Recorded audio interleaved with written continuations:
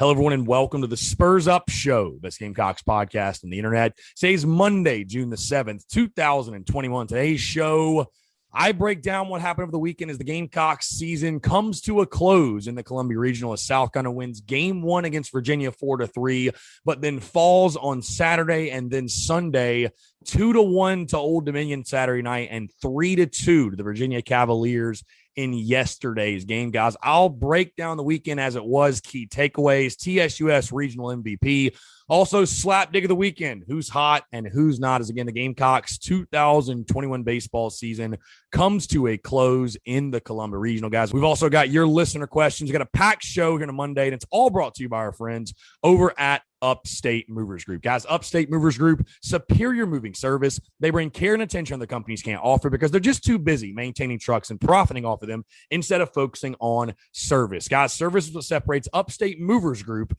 from the competition. They're not a trucking company. They're a moving services company, and they're also employee-owned co-op. The movers are paid twice the industry average, and everyone on the crew is invested in your success. They have dedicated professional crew members, and they also offer black glove service. They offer end-to-end packing services, custom creating and packaging for special items, and cleaning services as well. They're a Gamecock-owned small business. They also offer 20 years of project management moving experience, and they can offer logistics and solutions that traditional moving companies simply do not have the skills for. Guys, whether in the upstate or across the state of South Carolina, if you have any moving needs in 2021, be sure to check out our friends over at Upstate Movers Group. You can find them on social media at Upstate Movers Group. Or, of course, if you have any other questions, go to their website, upstatemoversgroup.com. That's upstatemoversgroup.com.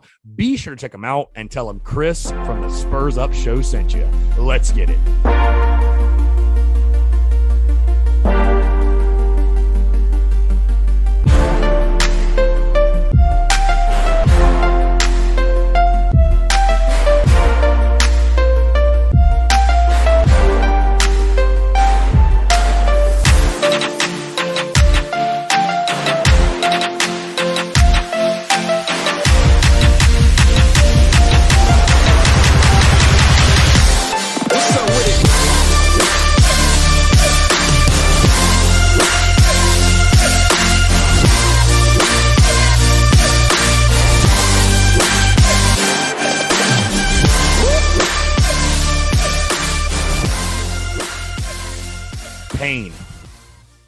Pain. I feel pain. I'll be honest with you guys. I feel pain, and we're going to get through this one together here on this Monday.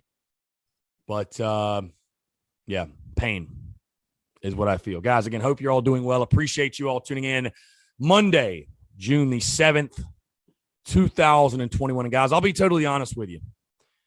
This is probably one of the toughest shows that I've ever done to this point in my time doing TSUS. And, you know, we'll start on a positive first. Again, appreciate you all tuning in, guys. Thank you all so much for the love and support. And I'll tell you this, going back to Thursday at Halls with Cox by 90 and I's events at Halls, to the Friday game against Virginia, Saturday, our tailgate, just being at the ballpark all weekend. I want to say first off, thank you all so much for making this a special weekend. You know, I said this multiple times this weekend, and I'll say it yet again. Despite the outcome, this weekend truly felt like a dream. I mean, I looked around a couple of times and had to pinch myself. I was like, is this real? You know, it was incredible. And I can't say enough good things. You know, I cannot say enough good things.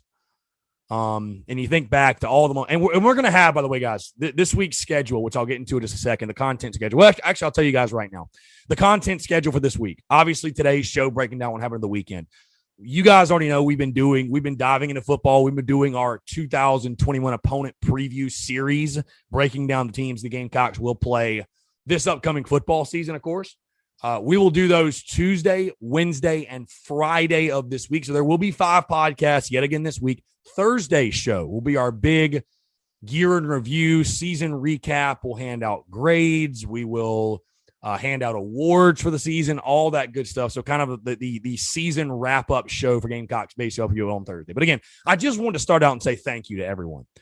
So many great moments from this season, from the Scythe to the Reaper to Slapdick to Rowdy Roosters to Yardcocks baseball to just moments that I'm probably leaving out, but what a season. What a season it was. And of course, it comes to a close yesterday. But I want to start off this show, like I said, on a positive, because we can be upset. We can, call for people's jobs and we can say this guy stinks or that person stinks. But I'll be honest, guys, right now, and there'll be plenty of time to dissect and criticize and critique. Right now, I'm just kind of sad. I'll be honest with you. I'm just sad it's over. You know what I mean? Like I said, when you invest the time like that and you're at the ball field every single day, and I know some people just casually tune into Gamecocks baseball, and that's totally fine. That's totally fine. I have no issues with that whatsoever. But it definitely hits different, when you're there each and every single step of the way. You know what I mean? We've kind of lived it through these guys, how this season went and what they went through. And again, the successes, but the downfalls as well. And it's just crazy, man. It's sad. It's crazy that it's over. I can't believe that it's over, but it is. And the Gamecocks falling to Virginia yesterday, 3-2 to close it again, guys. We're going to recap. We're going to break down this Columbia Regional. The South Carolina plays 3 games, winning 1 of the 3. They win the first one in a thriller, 4-3, which, by the way, all 3 of these, which you hear the sound of my voice, by the way, the tailgate on Saturday and the game also got the best of yours truly, which, hey, you know what? I wouldn't have it any other way, because you know what it means? It means I gave Old Dominion and I gave Virginia hell this weekend. I did my part with the Rowdy Roosters. So I guess I'd have it no other way. But 3 thrilling games, man. 3 one-run games, 4-3. You win on Friday, which incredible atmosphere. I'll say that too. The Rowdy Roosters were insane. They were incredible. You guys were fantastic. I mean, the tailgate Saturday, you guys will see it on the vlog this week. The tailgate Saturday was unlike anything I think I've ever experienced. I mean, I've been to some big time tailgates for football and there will be plenty upcoming this fall, I'm sure, but that was as good of a tailgate as any I've been to. Just the passion, the energy, the electricity, and then the electricity inside Founders Park Saturday night was as good as you're going to see in college baseball, and as good as we've seen in Columbia in years. In years, it was fantastic. So a kudos and a congratulations and a round of applause is much deserved to the Rowdy Roosters, and you guys showing up, showing out, being early, being loud, and making life hell for the opponent. But I mean, guys, you look at all 3 games and 3 really well played baseball games. And I know some of you won't agree with me, and that's totally fine. And, I understand that fans, they want something or someone to blame when things don't go their way. In the game of baseball, sometimes you beat the opponent and sometimes the opponent beats you. And sometimes you go out and play and today's your day and tomorrow's not your day. But that's not good enough for fans. When you lose, they need to blame someone. They need to say, fire the hitting coach, fire Skylar Meade, fire Mark Kingston. Oh, this person stinks. This person doesn't know what they're doing. Nobody can just tip their cap. Most fans cannot just say, we just got beat. We just got beat flat out. And we all know what the issue is, right? We know what it is. It's certainly not pitching. The hitting issues were glaring all season, and you simply did not get enough, out of your hitters offensively to, make it any further than you did. And, I think there were talented hitters in this lineup, but there just wasn't enough consistency and explosiveness, because you're just putting your pitchers in a position where they have to be damn near perfect. And when you keep asking that out of them time and time and time again, the other team's trying to win too. They're trying to hit as well. They're trying to win the ball game. And the margin for error is so small when you have the offensive inconsistencies that the Gamecocks faced all season. And again, it was glaring this weekend as well. That Friday game against UVA, incredible. This team fought all weekend, by the way. That was the thing that really, really irked me that I saw on Saturday after South Carolina lost to Old Dominion. People saying, oh, the Gamecocks laid an egg. They lost 2-1 in a hard-fought baseball game when Old Dominion is the number 1 seed in the regional. They did not lay an egg. They did not lay an egg, guys. They didn't go out there and get beat 10-0 and look uninspired and didn't want to be there. These guys fought tooth and nail each and every single pitch. To say they laid an egg, it's a lazy ass take is what it is. It's lazy. It's ridiculously lazy, and it's a stupid take, and it's silly, and it's disrespectful to everybody that put on that jersey and that uniform and played that game and played all weekend. It just is. It's flat out ridiculous. So if you're in that camp, I got nothing for you. This isn't your show. I'm not your guy. I'm just not your guy, flat out. So, but again, that Friday game against UVA, incredible. Had all the dramatics. Josiah Seitler, the big knock, Colin Burgess, the big RBI. But you saw it then, right? And I'll tell you this, to overcome what Brett Carey dealt with his neck injury and, of course, what your bullpen did, which we're going to talk about them more in just a second, but what your bullpen did this weekend. Incredible. The pitching was there all year. And I'll say this too, Skylar Meade.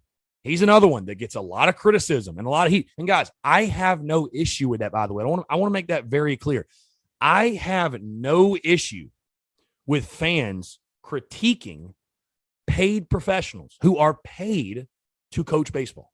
Hey, have at it. But if you're going to do that, because I've critiqued Mark Kingston before, I've critiqued Skylar Meade before, but you have to keep that same energy all the way around. Give credit when credit's due. Hey, give Skylar Meade credit for the work he did with the pitching staff this year, because that pitching staff was fantastic. And it was fantastic yet again this weekend. You give 8 runs in 3 games. What more could you ask from your pitchers? What more could you ask? Honestly. So you have that big win in game 1, but of course 2-1 Saturday night and then 3-2 to UVA. Just not enough at the plate. There's I guess we could dissect this thing a million ways, but when you simply boil it down to it and you get to the root of the problem and what the real issue is, I think we all know what it is, and that's hitting. And, the first thing fans go to is, fire the hitting coach. Fire the hitting coach. And, I get it, man. Like I said, they're paid professionals, and when you hit sub 250 as a team, that is a pretty fair criticism and whatever coming out. But immediately following the game, and again, this is still pretty fresh. I mean, we're just a couple of hours after South Carolina's lost to UVA. And I'll be honest with you guys, I did my post-game video. It started pouring rain after that game, that UVA game. And of course, I live close enough to the stadium. I've walked every game this season. It's very, very close to where I live, and I'll leave it at that. I walked home in the pouring rain, and it just was like, you know what, this is fitting. This weather matches my mood. It really does. And it was just fitting. So everything is amplified in the postseason. Everything's got to be a little bit sharper. Everything's got to be a little bit better. And bottom line is you had opportunities. You had opportunities all weekend long. You had guys, runners in scoring position. You had situations where, and you know what I felt like too? I feel like you never really got, you were a team that depended on the long ball so much over the course of the season. And you just never really got that timely home run. I mean, there were a couple. I guess Brennan Malone's big one. That was a huge one on Sunday in that 7th inning, which I want to get to in just a second. But you had Malone's, you had Wes Clark hit one. But, I mean, other than that, you just did not have that big knock, and that finale, that Sunday game yesterday against UVA. I mean, again, guys, people can critique, and which, by the way, it's just exhausting. Like immediately after the game, guys, like I said, I was sad, and I still am. I'm sad. That's the state of feeling I'm in. I'm not outraged. I'm not kicking, screaming, yelling. I'm kind of sad, and I'm sad that it's over, and it's hard for me to comprehend and process that, wow, this season is over. You know what I mean? This season's over. I'm just not in a state of mind where I want to kick and scream and fuss and yell and raise hell and say, fire that one and fire this one and all. I'm just tired. I'm just tired. You know what I mean? I'm mentally exhausted. I'm probably physically exhausted a little bit too, but no, I'm just mentally exhausted. And The weekend was a grind. I'll tell you this, that seventh inning of yesterday's game, I mean, that Joe Satterfield liner where that was a double play, that is one of the ultimate bad breaks you will ever see in a baseball game. I mean, I've never seen something like that. Certainly never seen a double play like that. And I know people said, oh, he meant to drop it. Listen, guys, I hate UVA, and I wanted us to win too, but he didn't mean to drop it, man. That ball I've pitched, that ball was laced back, and he's just trying to not get killed there. So, I don't think he meant to drop it by any means. But I really think you had him there. You had first and second. We were all over that pitcher they had in there, and it just was not meant to be. When something happens like that, that's the baseball god saying, it's not meant to be for you. You don't deserve to win.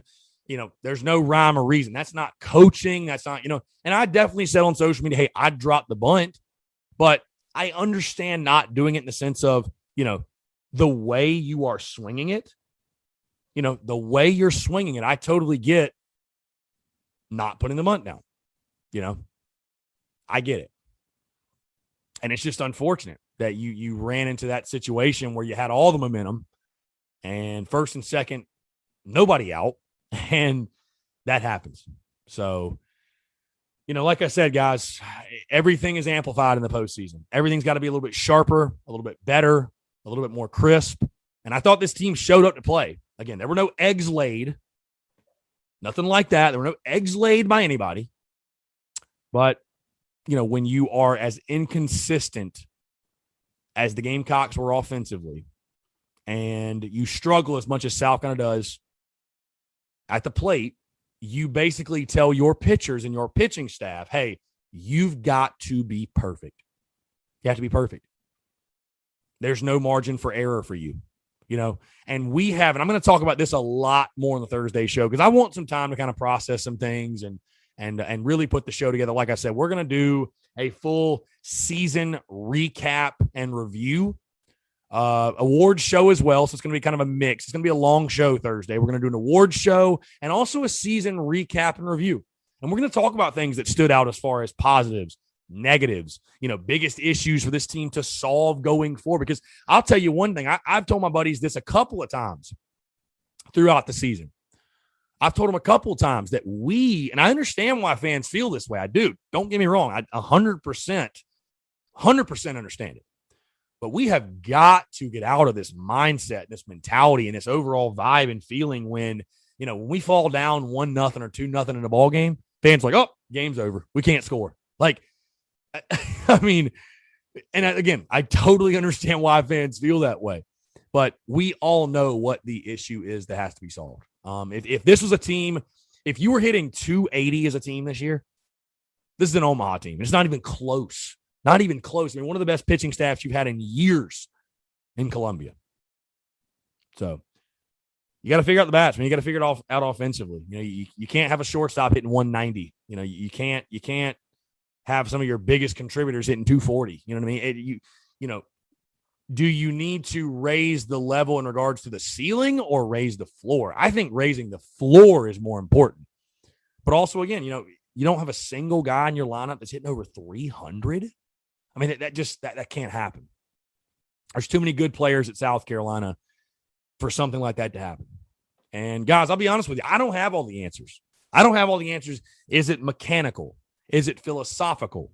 Because again, I just think to myself, people say, fire the hitting coach. I'm like, they're not coaching them to not get hits, guys. Right? I just think it's funny. Like when people want the hitting coach fired, do they even know what the hitting? Mark Kingston's the main hitting guy. So what are you basically just saying? Fire Kingston? Which if you are, that's your right. You're entitled to your opinion, but I can't get on board with you there. The man has had 4 years and 3 seasons in Columbia, and he's made the postseason 2 out of 3. Hey, you missed the postseason next year? I got some major issues. That's a huge red flag. Hey, you hit 250 again next year? I hear you. But you solve nothing. You solve nothing by firing Mark Kingston. Nothing. You don't solve any of your problems. You don't. So, I think for people to say, oh, he's the Will Muschamp of baseball. Like, get out of here, bro. Get out of here with that. Come on.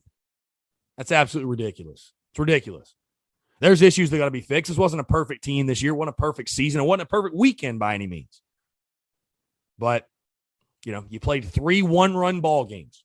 And unfortunately, you came out on the wrong side of 2 of them, And, again, we all know what the issue is. You got to swing it. So, like I said, guys, this is one of the toughest shows I've ever done.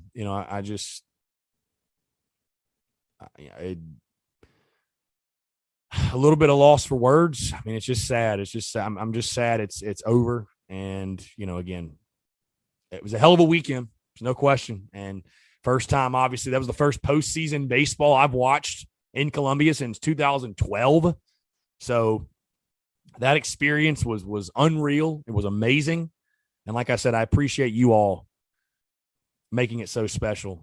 I truly do. I truly, truly do, man. You guys have no idea how much it means.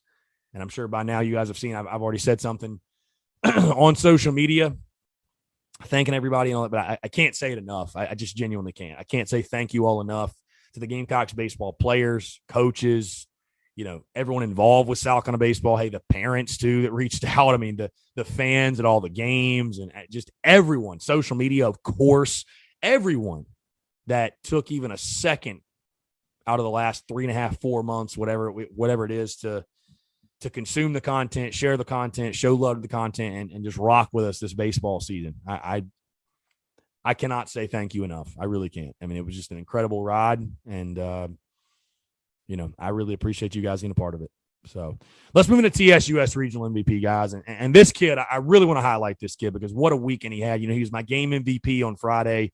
And I talked about this South Carolina bullpen and just how good they were for the Gamecocks the weekend, which I'm going to get more into them in just a second because we're going to go through who's hot and who's not. And I want to talk more about that. But the TSUS Regional MVP for the Columbia Regional for the Gamecocks is right-handed pitcher Danny Lloyd. Danny, 6 innings pitched, 2 hits, 0 runs, 0 earned runs, 1 walk, and 6 strikeouts. And this one's special, guys. This one's special for many reasons. Number one, Danny was fantastic this weekend. The stuff was really good. The fastball is electric. He located the slider, and his stuff's good enough. Even with just those 2 pitches, if he's in the zone, which he was all weekend, he's as good as any reliever you'll see in the SEC. But I think it was really cool to watch because I remember back 2019 when Danny Lloyd was just a young freshman who was thrust into game action when he wasn't ready. He was thrust into a starting role. You guys remember when Carmen Majinski went down and the Gamecocks were just shuffling, and Danny Lloyd had to start on a Friday, and you're just like, God almighty, like this poor kid, he's just getting thrown to the wolves already. So to see his development and see the type of pitcher he has become, and to see him pitch on that stage. And what I loved about watching Danny Lloyd, man, is just cool, calm, and collected. He looks like a guy, and I say this in a very respectful way, and I think baseball people will know what I mean, but he almost looks like he doesn't care in a sense. He's that relaxed. Like he is cool as a cucumber. Like nothing gets under his skin out there. Like he looked just, you wouldn't know if he's up by 10 or down by 10, or if he's throwing well, if he's throwing terrible. It's just relaxed, just cool, feeling good.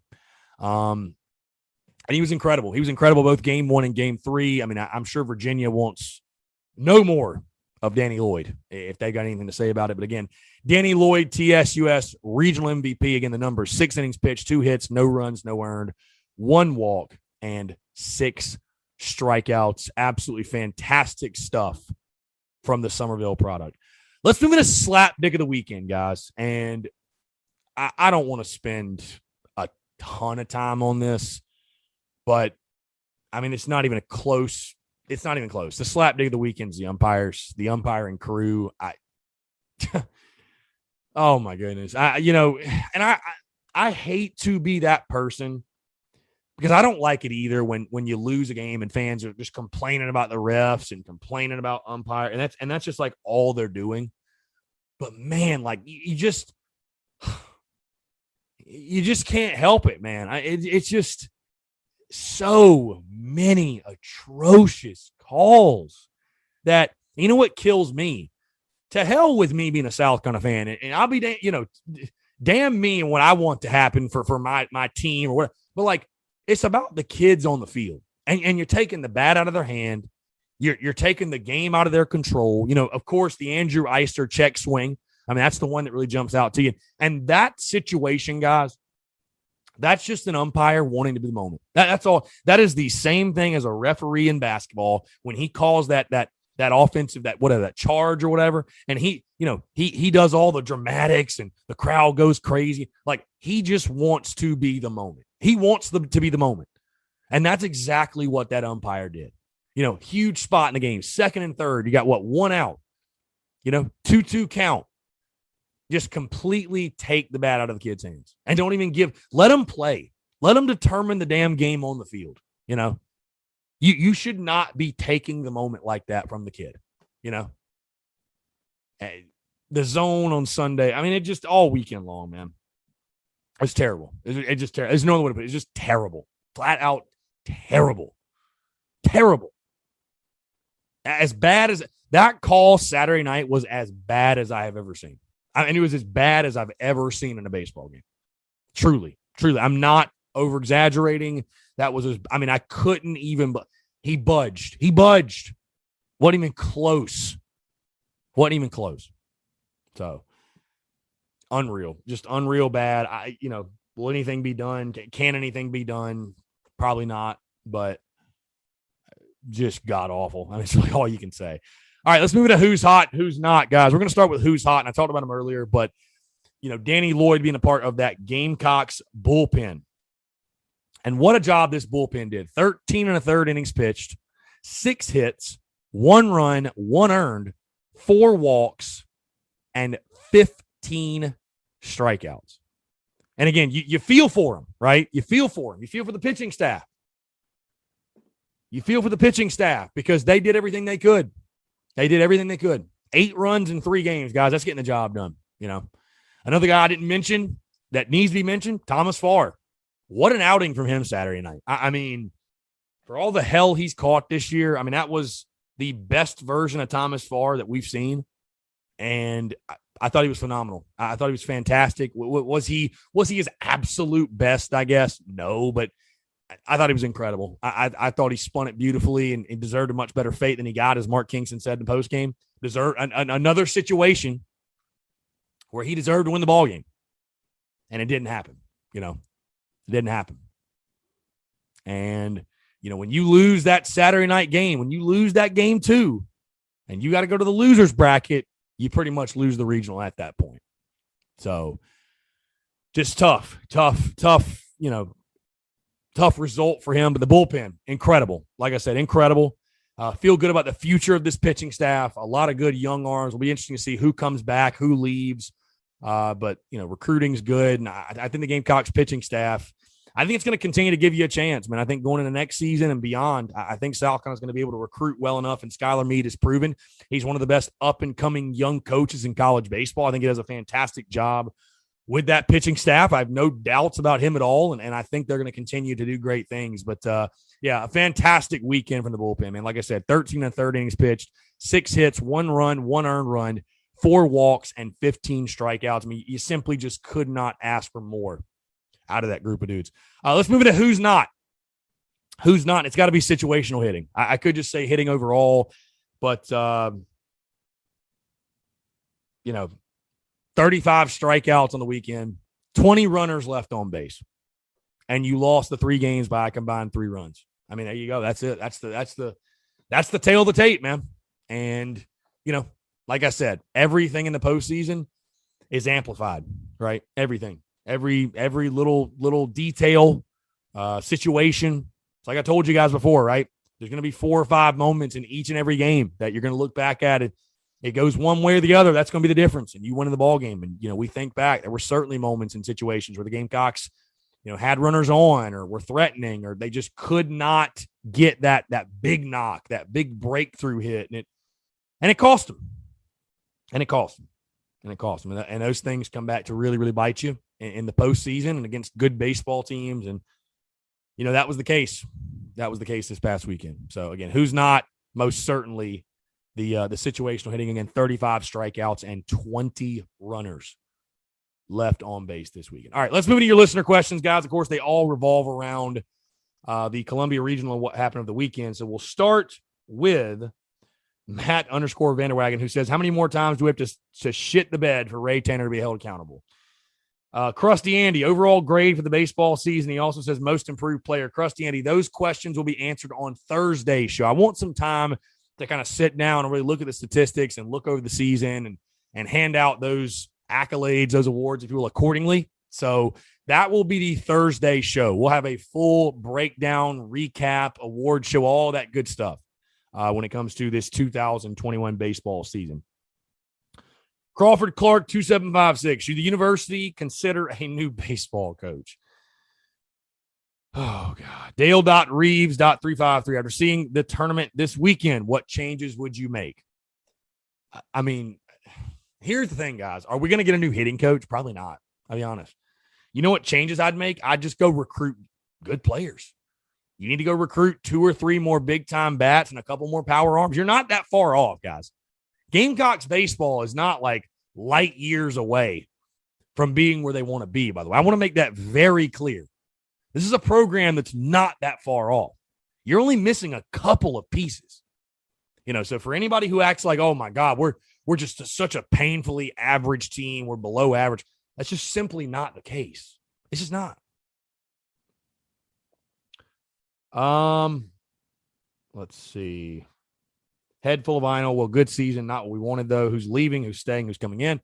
Again, those questions, I will try to answer some of those on Thursday, but some of those we're not going to know for a little bit. We're not going to know who's staying, who's leaving, who, depending on where guys get drafted, if they come back. I mean, who knows? So only time will tell. Only time will tell. Austin G _45 says it hurts that we lost, but it feels like Kingston has this program on the right track. Your thoughts? I mean, I think so too. I think he does.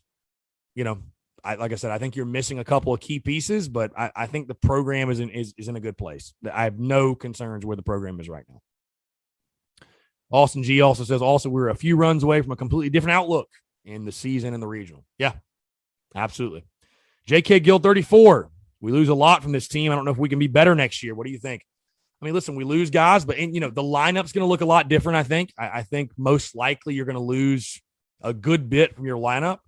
And there's a good chance it's going to look different, which isn't a bad thing. With the way you hit, who knows, So how much worse at the plate can you get? But, this program, the team next year will have its own new set of challenges. You know what I mean? Like each and every single team does. So it's counter baseball, man. You don't rebuild, you reload. And like I said, I think with the recruiting, you see how the classes go. We're top 5, top 10 every single year. We'll bring in more than capable guys who I think can do the job and get us back to this point, and I think even further. So, Connor.McIntyre, do you think they should have left far in going in the last inning or 2 of the Old Dominion game? Yeah, I know that's something that was debated, and I personally, I would have probably pulled Thomas Farr, because here's the thing. He did his job. He did his job for you. And asking to go back out there in the 8th inning and try to stretch that much out of him, he's already done what you asked him to do. You know what I mean? Like, why should he have to, why should he have to do that? I guess is my question, but it is what it is. Hey, you want to give kids a chance to play and to pitch in those situations. And they've pulled him early a lot this season. So it is what it is, man. You make decisions. I know people want to critique Skylar Meade and get all over his ass, and bro, you just got to hit better. And you should never be in that situation to begin with. So you got to hit better. I thought Thomas Farr pitched his ass off. I mean, I got nothing but good things to say about Thomas Farr. So let's see. Last question. B Weeks 10. What do we change to see better results at the plate next year? Like I said, back to what I said about recruiting, I think it's just simply getting big-time hitters in here. I thought this lineup was very capable this year, but there's certainly some guys who, there were some deficiencies, and I'll leave it at that. You know what I mean? Do I think you're going to see some wholesale approach change or, some philosophical change? I don't think so. I don't think you are. I'd be surprised if you did. People keep asking about the hitting coach. I'd be surprised if Kingston gave the boot to Stuart Lake or anybody for that matter. But you never know. I mean, you never know what they might do. But I mean, whatever you do, whatever you do or don't do, we all know what the emphasis is going to be on next year, what it has to be. You got to be able to swing it. You have to. The game is too offensive now. You know, you're not going to win a lot of games 1-0, 2-1. You got to be able to swing the bats. You just have to. So that will be priority number one. I think you're going to have plenty coming back in regards to pitching to, you know, be dominant there yet again. But offensively, you got to swing it. You've got to swing it offensively, bottom line. So, yeah, that's a wrap, guys. As you probably noticed, no guest interview on today's show. You know, just felt like with baseball, really wanted to just make this show all about baseball. You know what I mean? And obviously with the time constraints and being so busy over the weekend and, you know, even busy Thursday, I was like, you know what? I'm not even going to worry about trying to schedule an interview or anything like that. Just lock in on baseball. And so no guest interview today. We will return with them on Thursday, but no interview today, man. Like I said, in closing, that's going to wrap it up. That's going to do it. Again, what a season. It was a hell of a ride. And I'm sure, you know, we'll touch on it a little bit more on Thursday. And, you know, we're not done talking about baseball or anything quite yet, but sad it's over. You know, I'm sad it's over, and so many days and nights and innings and pitches and spin at the yard, man. And I just, it was special. It was very special. Like I said, all the great moments through the ups, the downs, through everything, guys. I appreciate y'all being there every single step of the way, rocking with the content, rocking with the shows. You know, I was talking about this last week before everything got going when I was asked by somebody, you know, oh, is this a big deal? Is it not a big deal? You know, are people excited for the regional? Are they excited for Carolina baseball? And I'm like, dude, our fan base is the best fan base in the entire country. It's not even close. I mean, honestly, you know, our fans, South Carolina fans, were locked in, engaged, excited. I mean, like I said, Founders Park Saturday night was just a madhouse. It was it was insane. You know, it was insane. I was thinking to myself, man, like if Founders Park is like this, imagine Willie B. But no, it was incredible, guys. And you know, there I'm sure there are some schools out there that if there was somebody doing what I do, you know, and doing it full time, and you know, they might worry that going throughout baseball season, you know, they've got a fan base that's not that engaged and doesn't care, and it doesn't move the needle for them, and it's you know, whatever, they're indifferent about it, right? And the numbers suffer and business suffers and all that.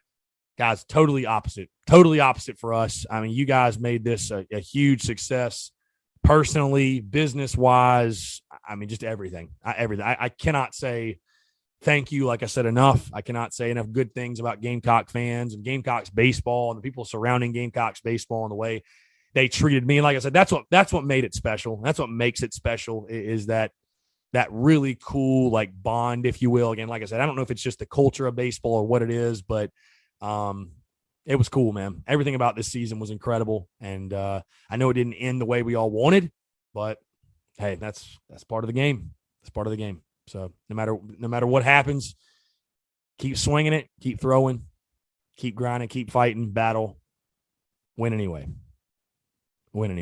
Again, folks, hey, appreciate y'all tuning in. Again, podcast 5 days this week.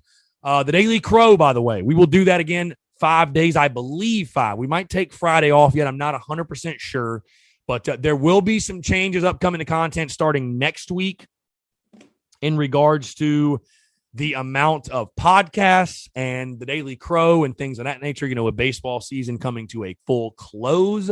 So I will keep you guys updated on that front. But again, we will cross that bridge when we get to it. Again, guys, thank you so much for all the love and support, man. It's incredible. Appreciate y'all rocking with us. Have a great rest of your Monday, and we'll talk to you tomorrow.